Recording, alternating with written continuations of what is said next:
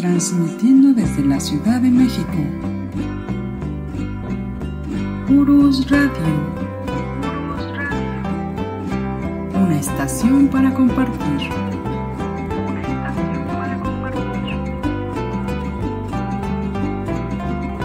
Urus Radio.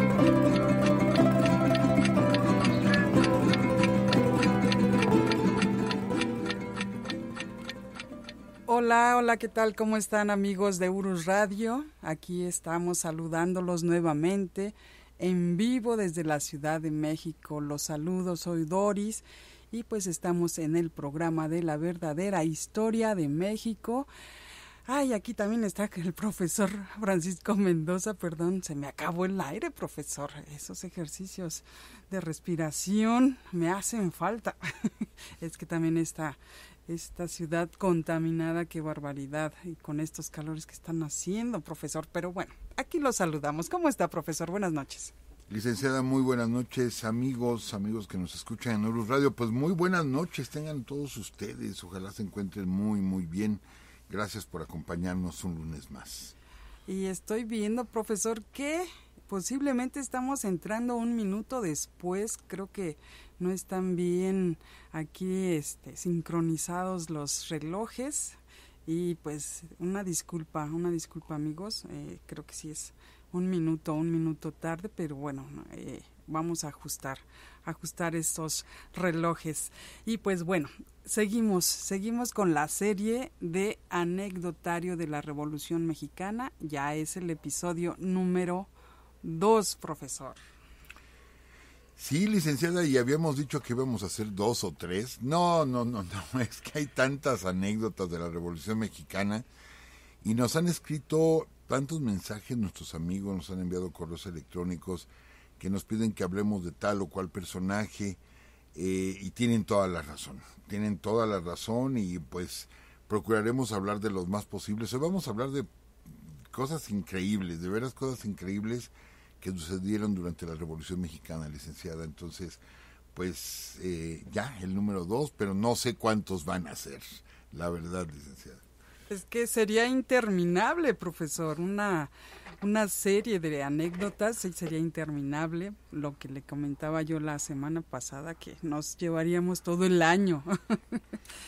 Sí, yo creo que sí, porque hay mucho que platicar. Afortunadamente hay mucha documentación y todavía seguimos encontrando cosas nuevas. Es más, todavía hay muchos misterios dentro de la Revolución Mexicana. Entonces todavía hay que estudiar mucho ese tema, licenciada. Sí, me imagino, profesor, pero sin duda encontramos historias fabulosas que sí nos dejan impresionados. Y pues adelante, profesor. Y saludamos también a nuestros amigos que se encuentran en el chat. Gracias por estar todos los lunes acompañándonos. Adelante, profesor. Sí, licenciada, es que me quedé leyendo algunos de los mensajes de nuestros amigos que amablemente nos escriben, nos envían saludos, varios de nuestros amigos que es la primera vez que nos escuchan y bueno, pues nos llegan de varias partes de nuestro país. Vemos aquí de Monterrey, vemos de muchos lugares. De Nuevo León, sí, gracias amigos. Sí, son muchos en sí de toda la República que nos escuchan, y lo cual les agradecemos bastante. Gracias, Javier Quiroz, que está también por acá, Ger Solano, que siempre está con nosotros. Gracias, Donaldo Matías, Alejandro Alvarado. Gracias por estar aquí. Y pues, adelante, profesor. Nos dice Amanda, dice que se nos llegan los mensajes por Facebook. Sí nos llegan efectivamente. Amigos, nos quedamos la semana pasada, es que nos gana el tiempo y platicábamos, licenciada, se acuerda de Rodolfo Fierro, claro, precisamente, y de su muerte trágica de Rodolfo Fierro, trágica por cómo se da. Hay varias versiones, son muy parecidas, pero hay varias versiones acerca de esta muerte. Yo recuerdo la película, o se hicieron muchas películas sobre la Revolución Mexicana, y recuerdo a Carlos López Moctezuma, que era quien interpretaba a Rodolfo Fierro, y me acuerdo de esa escena donde él se está hundiendo con el caballo ahí en la laguna, y empieza a arrojar monedas de oro, y dice, vengan por su oro, ¿no? Y bueno, hay otras versiones que dicen que no llevaba esa cantidad de alforjas de dinero. Hay otra versión que leí de que se ahogó ahí en la laguna, se ahogó. Hay otra versión que leí de que intenta reparar el caballo también sentía que se hundía en la laguna, entonces repara el caballo, tira a Rodolfo Fierro, ¿sí? Y pudo haber salido quizá nadando Rodolfo Fierro, pero de pronto el movimiento, o los movimientos bruscos del caballo le da una cos, o sea, le da una patada en la cara a Fierro, o en la cabeza, que es la que realmente lo conmociona, y es por eso por lo que se ahoga. O sea que son varias versiones, pero de que muere ahogado ahí en la laguna, pues ahí sí murió Rodolfo Fierro. Y ahí lo ligábamos con un personaje, pero no es que dejemos de hablar de Rodolfo Fierro. Ahorita vamos a regresar con este personaje, que ya lo mencionamos la semana pasada, licenciada, pero yo quisiera platicarles algo. Sí, tenemos esa idea de Rodolfo Fierro, que se le apodaba el carnicero. Platicamos lo que nos decía Martín Luis Guzmán de la fiesta de las balas, esa historia que así nombró Martín Luis, de cómo mata a 300 prisioneros Rodolfo Fierro. Pues solo Martín Luis Guzmán lo menciona. Eso no le quita, o no estamos retirando la imagen de que era un sanguinario por completo, y de que era, podemos usar el término sádico, ¿sí? Rodolfo Fierro, platicamos cómo se captura un tren o detiene un tren, platicamos todo esto la semana pasada. Pero hay otro hecho muy importante en el cual participa Rodolfo Fierro, y esto se va a dar, ¿sí?, a raíz de que en 1915, ¿sí?, recordemos la batalla de Zacatecas, 1914, y los generales principales de Villa, pues está su compadre, Tomás Urbina.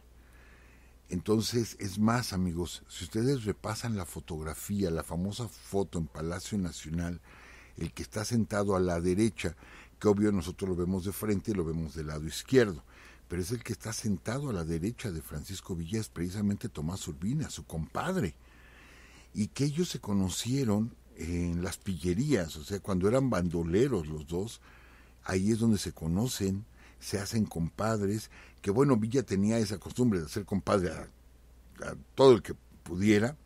Para él era muy especial el compadrazgo, lo hace compadre, les digo, lo podemos ver, y en las fotografías donde vienen entrando a la Ciudad de México, igual va a la derecha de Francisco Villa.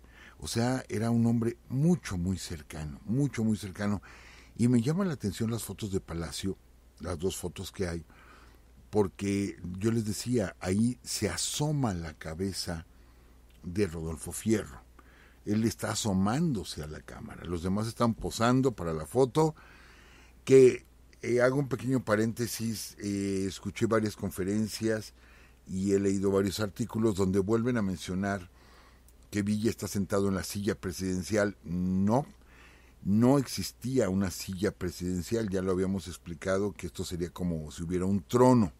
No existía un trono o una silla presidencial. Simplemente que Palacio Nacional tenía diferentes sillas que habían pertenecido a diferentes gobiernos, ¿sí? Y para tomar la fotografía acomodaron sillas que estaban ahí en los pasillos, acomodaron esas sillas y siéntense ahí. Le tocó a Villa, quizá la más adornada, y se corrió el mito de que era la silla presidencial. No existía.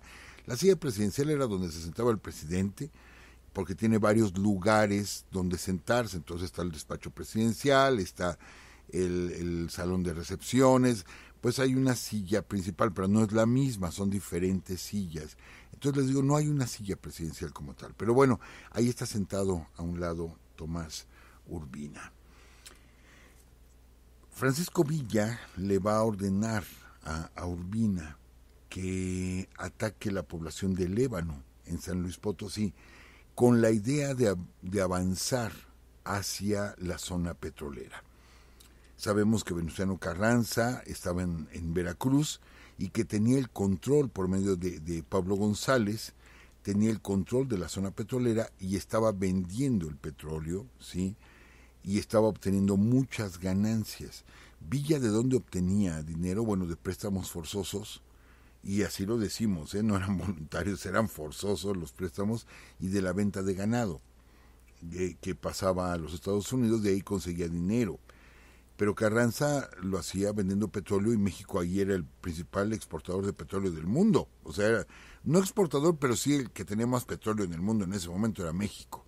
Entonces de ahí llegaba tanto armamento, víveres, uniformes, etcétera, que le enviaba Álvaro Obregón. Entonces era importante quitarle los recursos a Venustiano Carranza, y le da la orden a Tomás Urbina, ¿sí?, de que avance con su brigada, la Brigada Morelos, de que avance hacia la zona petrolera. Se enfrenta, ¿sí?, con los federales en el Ébano, y simplemente no pudo pasar. No pudo pasar. Él llevaba una fuerza de 7,000 hombres, según algunas versiones, otras de 8,000 hombres, y simplemente no pudo. Mientras Villa se enfrenta con Obregón en Celaya, comienza a perder batalla tras batalla, y en la última batalla, ya en León, él pide que regresen las fuerzas de Tomás Urbina, ¿sí? Y Tomás Urbina participa en esa batalla, y de ahí se retiran a Aguascalientes. Entonces Urbina viene derrotado. Esto molestó mucho a Francisco Villa, lo molestó mucho que no se haya podido tomar el Ébano para tomar la zona petrolera y quitarle recursos a Carranza. Entonces está muy enojado Villa con Tomás Urbina, pero bueno, dice, está bien, perdió, porque hay algo importante, y esto lo digo porque hay que platicar en Urus Radio la mayoría de las versiones.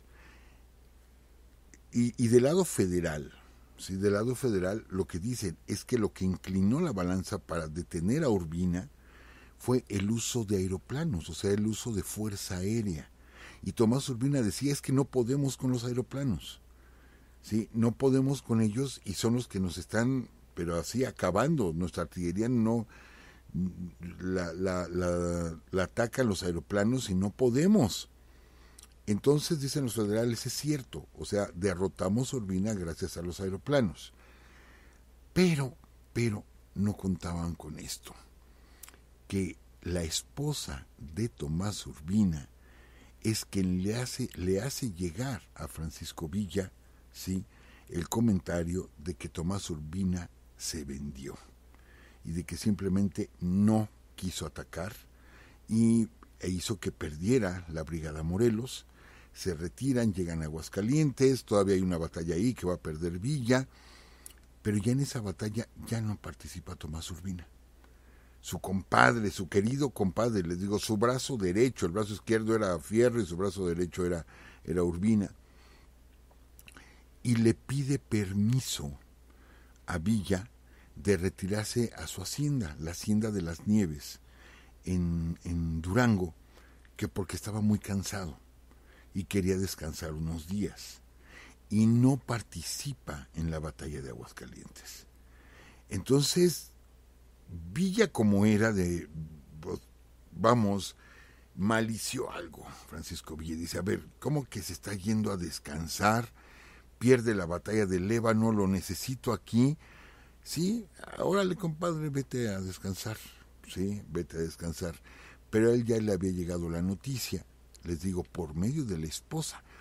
Pero es que resulta que Tomás Urbina, amigos, y hay que decirlo claramente, Tomás Urbina a diferencia de Villa, de que sí, Villa era un bandolero, porque eso es lo que era, un bandolero, cambia totalmente después de que habla con don Abraham González y lo convence de entrar a la revolución, y más cuando queda impactado de Francisco y Madero, pues cambia Villa, pero Tomás Urbina no.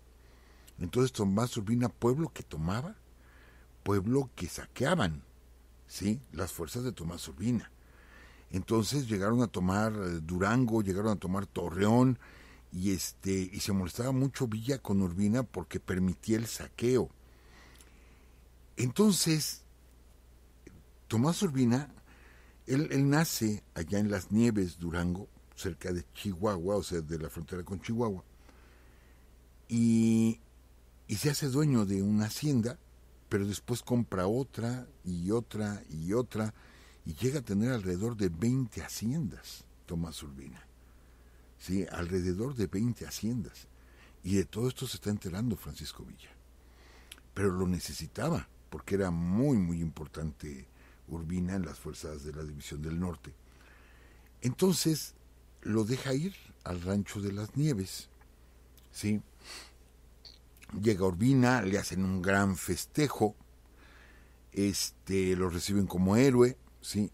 Y la gente se alcoholiza, su guardia personal se alcoholiza, pero no contaban con Francisco Villa, que llama a su gente, a la gente de más confianza, y sin avisarle a nadie, y acompañado de Rodolfo Fierro, de pronto se van hacia Durango.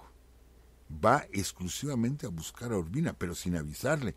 Es más, lo planea de tal forma que cruzan telegramas, que todo parece que Villa está en Aguascalientes, cuando en realidad Villa ya está ahí cerca de Las Nieves, Durango, espera que sea de noche, y Villa ataca con su gente. ¿Sí? Estaban alcoholizados, la guardia personal, entonces fácilmente la gente de Villa, que pues les tenía prohibido tomar, la gente de Villa derrota a la guardia de Urbina, y Urbina queda herido de un brazo. Entonces, imagínense haber hecho todo el camino desde Aguascalientes hasta Durango solamente para buscarlo. ¿Por qué? Porque tenía las noticias, y es que Urbina aparte era muy enamorado, por así decirlo, ¿sí? Muy enamorado. Entonces la esposa estaba muy resentida, y es la que le hace llegar esa información a Villa de que Urbina se había vendido en la batalla del Líbano y que estaba coqueteando con los carrancistas, ¿sí? Entonces llega Villa y se encuentra con Urbina, y Urbina, herido de un brazo, se encierran en un cuarto, ¿sí?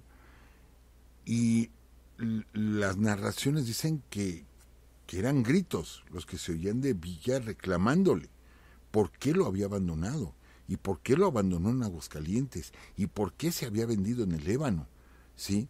Hubo una serie de reclamos, estuvieron como una hora hablando, y al final terminan los dos llorando, abrazados. O sea que pudo más el compadrazgo, pudo más las correrías de tantos años, el haber vivido tantas cosas juntas, el que hay una acción donde Urbina le salva la vida a Villa en Ciudad Juárez, pudo más esa parte. Sabemos que Villa era sentimental, era muy impulsivo, pero después de eso era muy sentimental Villa. Entonces lo convenció y le da la orden, ¿sí? Da la orden de que lleven a Urbina, gente de Villa, lo lleven a Parral para que le curen el brazo. Y se lo agradece Tomás Urbina. Pero apenas salió, y Rodolfo Fierro y otras gentes que se quedaron ahí, le dicen: no, mi general, es que este es un traidor, ¿cómo lo va a dejar ir? O sea, y bueno, Rodolfo Fierro era de hablar fuerte, claro, respetaba a Villa, pero sí le dijo: le están viendo la cara, general, este se vendió, es un traidor, y a la primera oportunidad se va a pasar del lado carrancista. Y empiezan a decirle a Villa, y Villa no sabe qué hacer. Hay una versión que dice que Villa le da la orden a Rodolfo Fierro de que lo mate, Pero la mayoría de versiones dice que Villa dijo, está bien, ustedes decidan. ¿Sí? O sea que se lavó las manos Pancho Villa, dice, ustedes decidan. Pero no, hombre, le dieron con esto luz verde a Rodolfo Fierro, que se da la vuelta, que llama a los hombres y a caballo y vámonos a galope tendido. A Urbina lo llevaban en coche y se van a galope tendido y alcanzan el carro donde va Tomás Urbina. Lo alcanzan, lo detienen y ahí sabe Tomás Urbina. Viene Rodolfo Fierro, ¿sí? Él sabe que sus minutos están contados, ya no las horas, sus minutos están contados. Y ahí le dice, ¿sí? No me mates, Rodolfo, ¿sí? Dame otra oportunidad. Y simplemente agarra y le dice, Fierro, dice, ¿cuánto te pagaron? ¿Sí? Saca la pistola y le mete un tiro en la cabeza. Y ahí lo mata. Entonces, amigos, es aquí, porque les digo, es la parte sádica de Rodolfo Fierro. Es la parte sádica. Decíamos la semana pasada, fue el soldado más leal quizá del villismo. Siempre le fue leal a Villa. Pero de que era bárbaro, Fierro era bárbaro. Porque algunas versiones apuntan a esto, ¿sí? Dentro de ese sadismo, Agar dice, entiérrenlo. Pero como el señor está muy cansado, vean el sarcasmo de Rodolfo Fierro, acuérdense que él se retira de Aguascalientes pidiéndole permiso a Villa que porque estaba muy cansado. Que por cierto fue la primera respuesta, omití eso, cuando le dice Villa, ¿por qué me dejaste en Aguascalientes, compadre? Dice, porque estoy muy cansado de pelear. Entonces les digo, ya que lo mata, Agar dice, pero entiérrenlo sentado, porque está muy cansado, para que se quede descansando. Y lo entierran sentado a Tomás Urbina, ¿sí? Les digo, todavía el sarcasmo de Rodolfo Fierro, lo entierran sentado. Y ahí duró muchos años, ¿eh? O sea, se conoció la tumba y ahí pusieron una lápida y posteriormente trasladarían sus restos y actualmente se encuentran en la rotonda de los hombres y mujeres ilustres del estado de Durango. Ahí están los restos del general Tomás Urbina. Muy discutible su actuación, porque sí hay situaciones muy extrañas en el actuar de Tomás Urbina. Y también es cierto que a Villa le dolió mucho tener que deshacerse de él, pero Villa, pues sí, les digo, todo apunta a que se lavó las manos sabiendo que Rodolfo Fierro lo iba a hacer, sabiendo que Fierro lo iba a hacer, y efectivamente lo hace. Entonces, yo quería comentar esto para ver esa personalidad de Rodolfo Fierro. Y les digo, él va a morir en esta laguna. ¿Y a quién llaman para rescatar el cuerpo? ¿A quién le da la orden Villa de rescatar el cuerpo? A un japonés, Kingo Nonaka. ¿Quién es este hombre, Kingo Nonaka? Amigos, un japonés nacido en Fukuoka, que es una isla al sur de Japón, pero él tiene toda la formación japonesa. En ese tiempo en México se abrió la posibilidad de traer migrantes, porque había zonas que no estaban pobladas en México. Estamos hablando desde la época de Juárez. Ya ven por qué perdimos la mitad del territorio nacional, porque estaba casi vacío el norte. Y había que poblarlo. Y los norteamericanos estaban llegando gente de todo el mundo y por eso estaba siendo tan poderoso los Estados Unidos. México intenta hacer lo mismo. Entonces llegan varios japoneses a formar colonias agrícolas. Y acuérdense ustedes que Huerta decía, ¿no?, que iba a exterminar a todos los zapatistas, iba a traer chinos. Iba a abrir la frontera para que llegaran campesinos chinos y poblaran todo el estado de Morelos. Que bueno, no sucedió. Pero sí llegaron japoneses a plantaciones de café. Llegaron, no cientos, llegaron miles, cerca de 4 o 5 mil japoneses que llegaron a las plantaciones de café en Oaxaca. Pero eran muchos, entonces no había trabajo para todos, o trabajaban muy poco y este hombre quería trabajar, Kingo quería trabajar, entonces sabe que en Estados Unidos están reclutando gente japonesa para los ferrocarriles y decide ir a los Estados Unidos. Hay dos versiones, una que se va en barco desde Salina Cruz, luego desembarca ya por Guaymas, cruza y llega hasta Ciudad Juárez. Y la otra que se fue caminando, junto con un tío, se fueron caminando y cruzaron todo el país, que es lo que yo más creo por el tiempo que tardaron en llegar, porque tardaron 2 o 3 meses en llegar. E iban más japoneses que se fueron quedando en el camino, que morían, ¿sí? Porque se avientan esto caminando, esta distancia. Llega a Ciudad Juárez, es japonés, sabemos que son como más bajitos de estatura, y pensaban que era un niño. Entonces, aparte no conocía el idioma, no sabía hablar español, y él las señas buscaba ahí en Ciudad Juárez a quién hacerle un mandado, barrer las calles o lavar platos, contarle que le dieran de comer, y empieza a dormir en una plaza pública ahí en Ciudad Juárez. Y ahí una familia, bueno, una señora llamada Viviana Cardón, pensando que es un niño, ¿sí? Lo adopta y le consigue trabajo, le da de comer y le consigue trabajo. Y Viviana Cardón trabajaba en el hospital civil de ahí de Ciudad Juárez. Y se lo lleva a trabajar barriendo, haciendo mandados, etcétera, cuando estalla la Revolución Mexicana. Entonces trabajar en un hospital y luego en Ciudad Juárez, pues era llegar heridos en cada momento. Y este hombre, sí, que esta mujer, Viviana Cardón, le cambia el nombre, le pone José Genaro, le quita el nombre de Kingo Nonaka, o sea, Kingo, y se convierte en José Genaro Nonaka.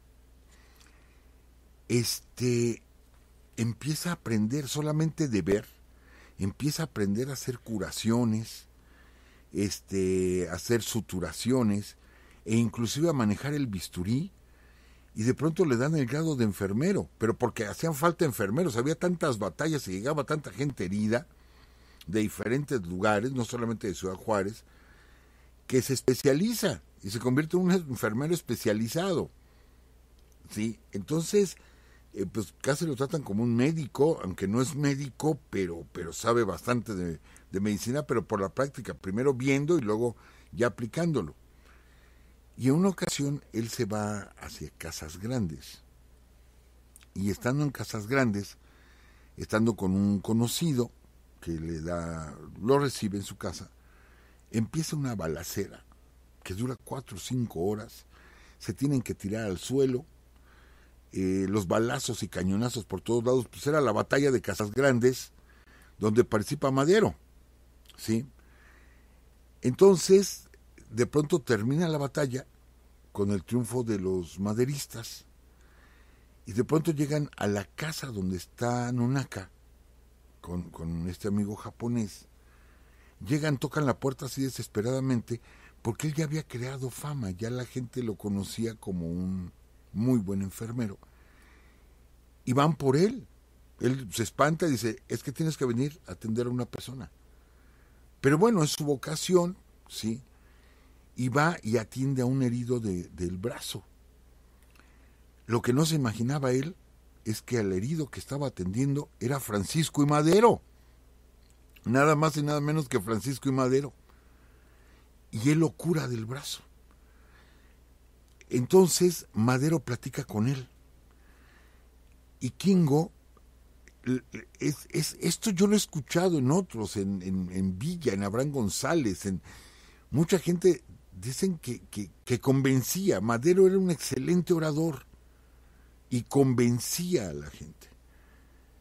Entonces, al principio Nonaka les dice, pues ¿por qué está herido? Pues porque estoy luchando por la democracia en México.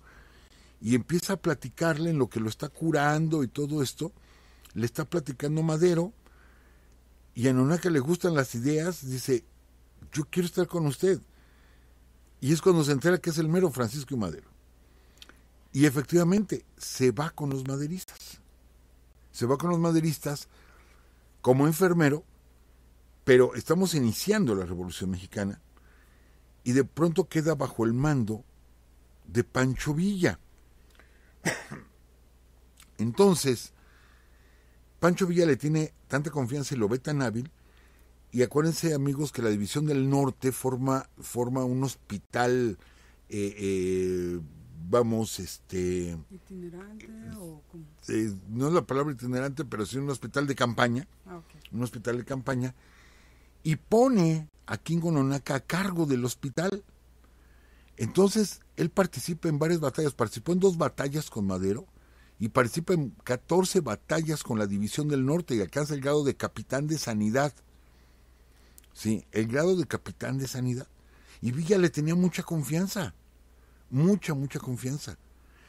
Entonces, Kingo, cuando vivía en Fukuoka, muy jovencito, se dedicaba a la pesca, a recolectar perlas. Entonces, pues no había equipos para bucear todavía, pero era gente que aguantaba mucho bajo el agua, porque se sumergían y era sacar las ostras, ¿sí?, para buscar perlas. De eso vivía en aquellos años. Entonces, esto lo sabía Villa y le pide a Fukuoka, ¿sí?, a Nonaca, le pide a Nonaca que rescate el cuerpo de Rodolfo Fierro. Y se avienta a la laguna, y él es el que rescata el cuerpo. Entonces aquí se une con la vida de Rodolfo Fierro, ¿sí? Él participaría en más batallas. Posteriormente, cuando se deshace la División del Norte, él se va a Ciudad Juárez, trabaja en el hospital de Ciudad Juárez durante un buen tiempo, se casa, se muda a Tijuana, se vuelve fotógrafo, aparte de médico, se vuelve fotógrafo, se vuelve criminólogo, ¿sí? O sea, tiene muchas labores, estudia bastante este hombre, y de hecho, el archivo fotográfico de Tijuana, la base, ¿sí?, son las fotografías de Kingo Nonaca. Y estas, nuestros amigos de Tijuana lo pueden verificar. Ahí el archivo fotográfico de Tijuana, las fotos antiguas son de Nonaca. Pero no terminaría ahí la vida, y perdón que me salga un poquito del tema, licenciada y amigos, no terminaría ahí la historia. Porque en 1942, cuando México le declara la guerra a Japón, Alemania e Italia, entonces todos los japoneses son recluidos, son llamados a la Ciudad de México por cuestión estratégica. Y aquí lo hemos platicado, me acuerdo de ese programa, y no hemos hecho otro de la Segunda Guerra Mundial, de México en la Segunda Guerra Mundial, y ahí les platicamos que en México tuvimos campos de concentración, no en las mismas condiciones de los campos de concentración europeos, que aclaro, los campos de concentración alemanes, ¿sí?, no había gran diferencia con lo que fueron los campos de concentración rusos. Sí, toda la publicidad va en contra del nazismo, está bien, pero los campos de concentración rusos no se quedaron atrás, ¿eh? Y campos de concentración norteamericanos y campos de concentración ingleses no se quedaron atrás. Pero bueno, ellos ganaron la guerra, y entonces vemos imágenes terribles de los campos de concentración alemanes, pero no nos muestran imágenes de otros campos de concentración. Entonces decíamos en ese programa de México en la Segunda Guerra Mundial que en México tuvimos 2 campos de concentración. Entonces, Kingo Nonaca, junto con su familia, fue traído a la Ciudad de México en el 42 y ayuda a fundar el Instituto Nacional de Cardiología. Fíjense nada más, amigos, estando por así decirlo, vigilado en la Ciudad de México, ayuda a fundar el Instituto Nacional de Cardiología. Y luego se los llevan a la ex hacienda de Temixco. Amigos de Ciudad de México, amigos de Morelos, todos conocemos la hacienda de Temixco, ¿sí? Es un balneario. Bueno, pues fue campo de concentración para japoneses. Fue campo de concentración. Y el otro campo de concentración que tuvimos en México fue la fortaleza de Perote, ahí donde murió Guadalupe Victoria. Ahí fue el campo de concentración para alemanes e italianos. Les digo, no en las condiciones europeas, no en esas condiciones, pero sí eran campos de concentración. Entonces lo que hace Kingo Nonaka en el campo de Temixco es formar un hospital, ¿sí? Pues para atender ahí las personas que tenían ciertas dolencias, porque trajeron a todos los japoneses y la colonia japonesa era grande, porque estábamos en guerra contra Japón, contra Italia y contra Alemania. Posteriormente, bueno, ya termina la guerra, él ya no regresa a Tijuana y se queda en la Ciudad de México ejerciendo como médico, y es reconocido en el gobierno de Díaz Ordaz.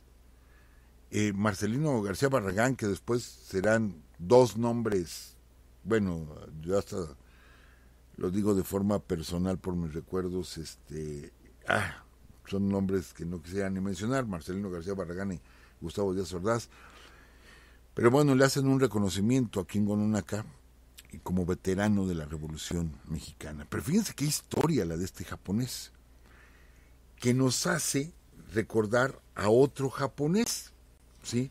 A otro japonés que poco se sabe de él, licenciada y amigos, Horiguchi Komaishi, ¿sí? Horiguchi Komaishi.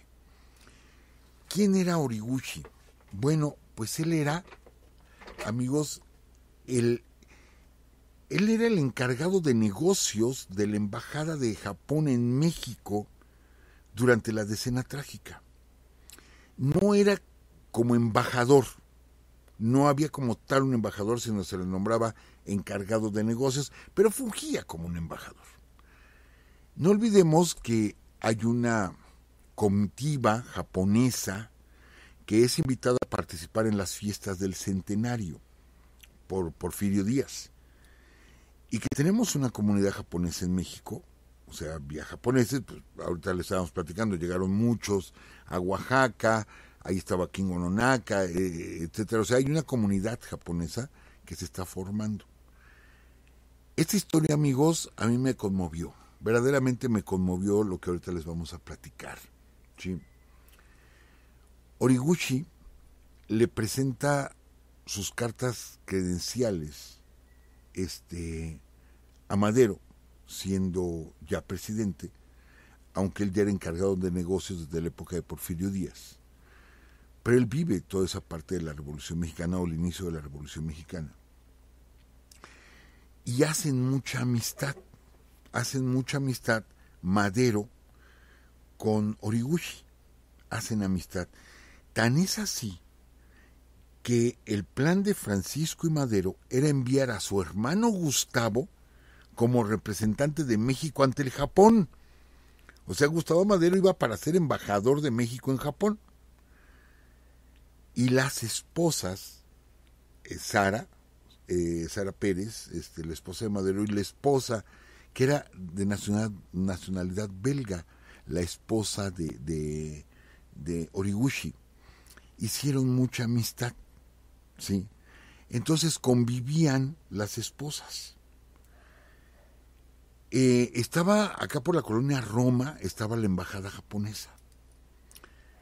Amigos, cuando el 9 de febrero del 13 se da el levantamiento armado en la Ciudad de México, ¿sí? Empiezan los balazos, empieza todo este problema. Acuérdense que el general Reyes lo sacan de Tlatelolco, a Félix Díaz lo sacan de Lecumberri, van a atacar Palacio Nacional, ahí muere Bernardo Reyes, y Félix Díaz y Mondragón se cierran en la Ciudadela y comienza la Decena Trágica. Le avisan a Madero, ¿sí? Y Horiguchi, que es el encargado de la embajada japonesa, al enterarse de lo que está pasando en la Ciudad de México, inmediatamente se traslada al castillo de Chapultepec. Pero llega al castillo cuando ya Madero bajó, acuérdense la famosa marcha de la lealtad, que van los cadetes del colegio militar y va Madero, ya bajó del castillo. Cuando llega Horiguchi, ¿sí? Ya no está Madero. Madero va hacia Palacio. Es cuando se va a tomar la famosa foto con Huerta, ahí junto a Bellas Artes, etcétera. Horiguchi lo que hace es sacar a la familia del presidente Madero y llevarlos a la embajada japonesa. Se los lleva, que era la casa, o sea, era una casa muy grande, y se lleva a Sara, se lleva a los papás de Madero, se lleva a los hijos, o sea, y a los sirvientes, y los saca a todos en lo que la atención está ya con Madero queriendo llegar a Palacio. Él saca a toda la familia y se los lleva a la embajada japonesa.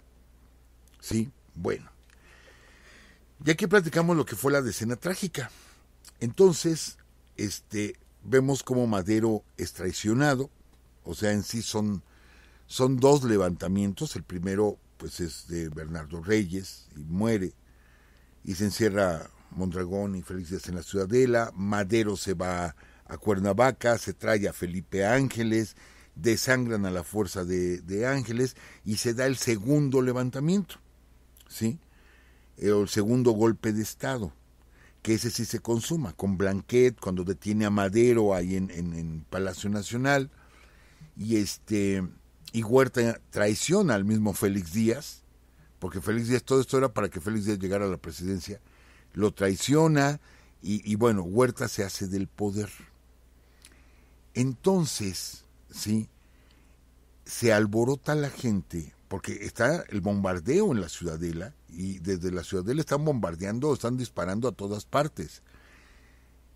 No, dicen que no ha habido otro desangramiento tan grande en la Ciudad de México después de la caída de Tenochtitlan. Yo creo que sí hubo otro, que fue el recibimiento que la Ciudad de México le da a los americanos a pedradas, y que también hubo pues mucha violencia en la Ciudad de México durante la intervención norteamericana, y la decena trágica. Pero la decena trágica costó alrededor de 5,000 muertos, amigos. Poco más de 5,000 muertos en la Ciudad de México. Entonces, toda la familia Madero está en la embajada japonesa, ¿sí? Inclusive la recámara de Horiguchi se la cede a los papás de Madero, y él se va a dormir a un sillón. Y la gente que estaba ahí en la embajada durmieron en sillones, durmieron en los coches, durmieron en una mesa de billar para darles todas las comunidades, toda la comodidad a la familia Madero. Él se entera de la muerte de Gustavo. Y después Huerta, que ya tiene el poder, el día 18, 19 ya tiene, no, el 18 ya tiene el poder Huerta, se enteran, ¿sí? Se enteran por medio del embajador de Cuba, de Manuel Márquez Sterling, se enteran de los planes de Huerta de tomar la embajada japonesa porque quería acabar con todos los Madero. Entonces Márquez Sterling le avisa, ¿sí?, a Horiguchi. Entonces él va y se le planta a Victoriano Huerta en el despacho presidencial. Horiguchi va y habla con Huerta y le pide garantías de que no agredan la embajada japonesa, ¿sí?, de que no la pueden agredir. Amigos, acababa de pasar la guerra Rusia-Japón. Japón ya era una potencia. A ver, Huerta se iba a aventar la bronca, ¿sí?, de atacar la embajada japonesa en México. Claro que no. O sea, claro que no se iba a aventar esa bronca. Pero estaba la amenaza de que una turba pudiera, o sea, con el pretexto, o sea, él no iba a mandar tropas, sino iba a organizar que una turba agrediera porque culpaban supuestamente a Madero de todo lo que estaba pasando. Entonces Huerta dice, no, yo no voy a atacar la embajada japonesa.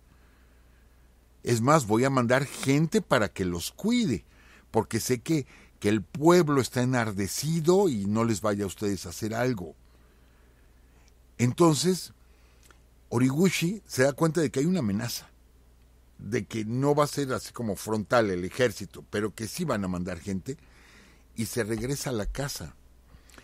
Y efectivamente una turba de gente agrede la casa de los Madero. Vivía como presidente, vivía en el Palacio Nacional, pero estaba su casa de Madero.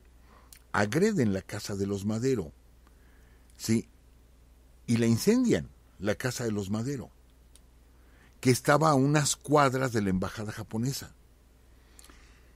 Entonces, Sara, y yo quiero imaginarme esta escena, amigos, y yo les pido, por favor, acompáñenme a imaginarme esta escena. Cuando Horiguchi sabe que van a atacar su casa, ¿sí? O sea, esta turba pide apoyo a la comunidad japonesa. Y llegan entre 30 y 40 japoneses a cuidar la embajada japonesa, que está en lo que ahorita es la Plaza Río de Janeiro, ahí en la Roma. Amigos, con rifles, con pistolas, e inclusive con katanas, esas espadas samuráis, así medio curvas, no tenían más armas, pues sacaron katanas japonesas, y había alrededor de 40 japoneses cuidando la embajada, ¿sí? Y cuidando la vida de los Madero que estaban ahí.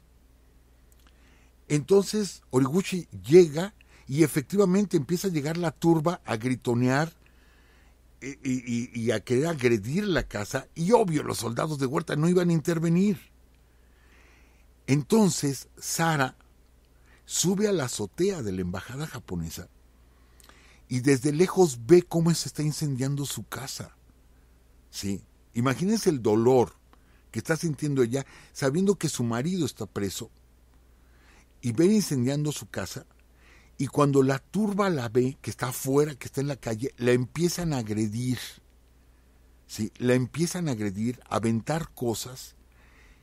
¿Y saben qué hace Horiguchi? Saca una bandera de Japón, envuelve a Sara y la mete a la embajada. O sea, la baja de la azotea. Pero vean el simbolismo de todo esto. O sea, saco una bandera de Japón, envuelvo, ¿sí?, a Sara, como diciendo, el imperio japonés la está protegiendo. Por eso la envolvió en la bandera japonesa. La está protegiendo el imperio japonés. De ese tamaño, amigos. De ese tamaño este hombre, arriesgando su vida, ¿sí? Arriesgando la vida de su familia, porque podían haber tomado la casa. Pero les digo, había 40 japoneses afuera, hasta con katanas samuráis, defendiendo la embajada del Japón. No, mis respetos. O sea, y hay una cuestión. Horiguchi sí es hijo de samuráis. Su padre fue samurái, peleó murió como un samurái cuando cayó el feudalismo en Japón. Entonces ese concepto de los japoneses, de los samuráis japoneses, pues yo imagino que el papá de Horiguchi se lo enseñó. El honor, la lealtad. Él tenía muy poco de conocer a Madero y habían hecho buena amistad. Entonces, Horiguchi, cuando habla con Huerta, que les digo que fue a Palacio, le pide la oportunidad de hablar con Madero. Y habla con Madero. Le da la oportunidad de hablar con Madero, y Madero lo que hace es agradecerle porque le dice: señor presidente, su familia está en la embajada y ahí va a estar segura. O sea, mi vida va de por medio. Y Madero le agradece que esté ahí guardada la familia, o sea, su familia. Es la última vez que Horiguchi ve a Madero. ¿Sí? Amigos, esta historia se pierde. Después Horiguchi va a acompañar a la familia Madero hasta el puerto de Veracruz, que quien los va a sacar de ahí es Márquez Sterling. Manuel Márquez Sterling, el embajador de Cuba, es el que va a poder sacar a la familia Madero y los embarca. Él había ofrecido un barco, él había hablado con Huerta y dice, ya, Madero no es presidente, yo me lo llevo y me llevo a Pino Suárez y lo saco del país, pero no los maten. Y Huerta dijo, sí, adelante, llévatelos. Y Márquez Sterling está feliz, ¿sí? Va y le avisa a Madero que lo va a sacar, y que lo va a sacar de Cuba, y que va a sacar a la familia. Vean qué tragedia, o sea, esto es... bueno, él les dice, los voy a sacar de aquí. No se imaginaba, o sea, él le creyó a Huerta, pues que Huerta los iba a mandar matar. Él tenía esperanzas de salvarlos. Qué cosas tan curiosas, amigos, porque lo único que le puede, o con lo que puede agradecerle Madero a Márquez Sterling, lo que está haciendo por salvar a su familia, sacarlos de la embajada del Japón y escoltarlos hasta Veracruz junto con él y con Pino Suárez y la esposa de Pino Suárez, etcétera, y mandarlos a Cuba para salvarlos, lo único que tiene es una fotografía de él. Y le autografía la fotografía para darle las gracias. Se cree que es la última firma que hizo Francisco I. Madero, la última. Se le entrega a Márquez Sterling. Márquez Sterling está feliz porque va a poder sacar a Madero cuando sabe de la muerte de Madero y sabe que Huerta no cumplió su palabra. Pero sí puede sacar a Sara y a los demás miembros de la familia, los saca de México porque sabe que peligran, los puede sacar Márquez Sterling. Se los lleva a Cuba y después de ahí se irían a Estados Unidos. Allá estarían muchos años y hasta la época del presidente Calles. Es cuando regresa Sara a México, cuando ya puede regresar Sara. Pero ¿quién le iba a decir que Márquez Sterling llegaría a ser presidente de Cuba? Pero solo 6 horas, licenciada. Amigos, solo 6 horas, porque hubo una revuelta de allá en Cuba y solamente 6 horas pudo ser presidente, ¿sí? ¿Qué hizo en 6 horas? Es como aquí, que tuvimos a Pedro Lascurain en 45 minutos. Bueno, él estuvo 6 horas nada más en la presidencia, Manuel Márquez Sterling. Y a él le debemos el mejor libro, o el libro que cuenta más verazmente los últimos días de Madero, porque él se la pasó pegado a Madero. Inclusive durmió una noche, que se dice, durmió en zapatos, durmió una noche para estar cuidando al presidente Madero. ¿Qué hizo en 6 horas que duró de presidente? Lo único que hizo fue sacar el retrato de Francisco y Madero, ponerlo en el escritorio de la presidencia de Cuba, y que le preguntó al retrato de Madero, le dice, ¿qué estoy haciendo aquí? Y luego se dedicó a acomodar las sillas de la oficina presidencial en La Habana, solo acomodó las sillas. Fue lo único que hizo como presidente, poner la foto de Madero ahí que después recogió. ¿Sí? Pero fíjense, esto ya fue en los 30, ¿eh? Fíjense el impacto que había causado Madero en Márquez Sterling, que conservaba esa foto y que por cuestiones de negociación y de burocracia, etcétera, le tocó ser presidente 6 horas, pues lo único que hizo fue poner la foto de Madero en el escritorio presidencial y preguntarle qué estoy haciendo aquí y acomodar las sillas de la oficina. Entonces entendemos la personalidad del presidente Madero, ¿sí? Entendemos su personalidad. Sí, que lo han criticado mucho y la prensa lo hizo pedazos hacia Madero. Y sabemos que hay que agradecerle mucho a Horiguchi, que después se va de México, regresaría a Japón y muere en 1945, terminando la Segunda Guerra Mundial. Muere Horiguchi y su nombre queda perdido en la historia después de todo lo que hizo. Pero se rescata y el autor Carlos Almada escribe un libro que se llama Un samurái en la Revolución Mexicana. Que estoy consiguiendo ese libro, no lo tengo, vi las conferencias y todo, pero no tengo ese libro, lo quiero conseguir. Y podemos decir que nuestra Cámara de Senadores, ¿sí?, hay placas, así como en la Cámara de Diputados están los nombres de nuestros próceres, en la Cámara de Senadores hay placas con los nombres, Belisario Domínguez, o sea, los grandes del Senado. Pues bien, solo hay una placa de un extranjero en la Cámara de Senadores de México, y es una placa dedicada a Origuchi Kamaishi, japonés. Todo lo que hizo, arriesgó su vida, arriesgó todo por salvar al presidente Madero. No, qué personajes. Kingo Nonaka, Origuchi, qué personajes. Márquez Sterling, también el embajador de Chile. En sí fueron 3 embajadores, el de Japón, el de Chile y el de Cuba, los que estuvieron apoyando a los Madero. Qué diferencia de Wilson, ¿no? El embajador norteamericano que firma el pacto de la embajada y que es el que está moviendo los hilos detrás de todo para poner a Huerta, traicionar a Díaz, o sea, Félix Díaz, y poner a Huerta en el poder. Perdón, pero hasta su propio presidente lo destituye, porque Wilson era un asco de persona. Y hasta su propio presidente lo destituye, porque tuvo que ver totalmente la muerte de Madero, ¿sí?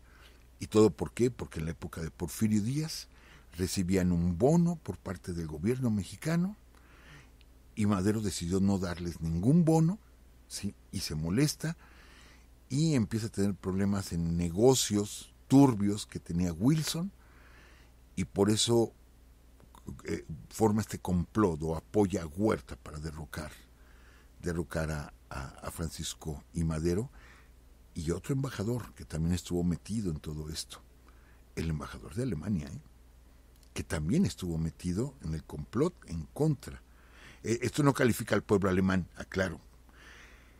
Acuérdense que a los alemanes les convenía que Huerta estuviera en el poder. Aquí está raro, güey, cómo entre el alemán y el norteamericano, cuando Alemania lo que quería era invadir Estados Unidos. O sea, aquí hay una serie de situaciones diplomáticas que casi no alcanzamos a entender. Pero bueno, principalmente Wilson, pero también estuvo ahí metido el embajador alemán. ¿Qué diferencia de los embajadores de Japón, de Cuba y de Chile?